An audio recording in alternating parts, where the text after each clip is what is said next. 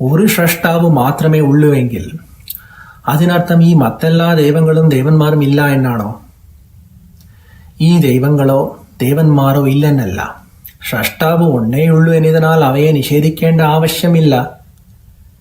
നീങ്ങളെയും എന്നെയും പോലെ അവരും നിലനിൽക്കുന്നു. നീങ്ങളും ഞാനും ഈ ദേവന്മാരും ഉൾപ്പെടെയുള്ളതെല്ലാം ആത്യന്തികമായി ആ ഒരു ബ്രഹ്മത്തിൻ്റെ പ്രകടമാണെന്ന് തിരിച്ചറിയേണ്ടതുണ്ട്.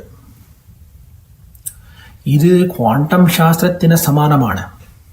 ഇവിടെ എല്ലാം യഥാർത്ഥ ക്വാണ്ടം ക്ഷേത്രത്തിൻ്റെ ആവേശമായി കണക്കപ്പെടുന്നു. അടിസ്ഥാനപരമായി നാം എല്ലാവരും ഒരേ സമയം ഭൂതവും വർത്തമാനവും ഭാവിയും അനുഭവിക്കുന്ന സംയോജിത ക്വാണ്ടം കണങ്ങൾ ആണെന്ന് തോന്നുന്നു.